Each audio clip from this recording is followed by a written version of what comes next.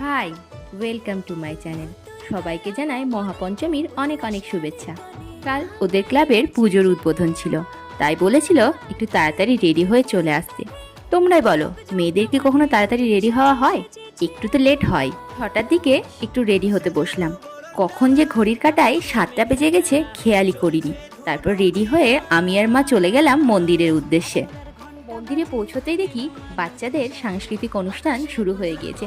আমি একটু মিস করে গেছি প্রথম দিকটা, চলো কিছু করার নাই, এবার পুরো অনুষ্ঠানটা দেখব। দেখেছো কত ভিড়, কিন্তু একটু লেট করার জন্য আমি না প্রথম দিকে বসতে পারিনি, তারপর বসার জায়গা পেলাম। দেখেছো খুদেটা কি সুন্দর নাচ করছে, বলো তো ও কি গানে নাচ করছে। 8:30 নাগাদ অনুষ্ঠান শেষ হলো, তারপর সবাইকে একটু মিষ্টিমুখ করানো হলো। তারপর আমি আর মা ফিরলাম বাড়ির পথে। তোমাদের যদি এই ছোট্ট মিনি ব্লগটা ভালো লেগে থাকে তাহলে লাইক করো এবং আমার চ্যানেলটাকে সাবস্ক্রাইব করে আমার পাশে থেকো। Thank you for watching.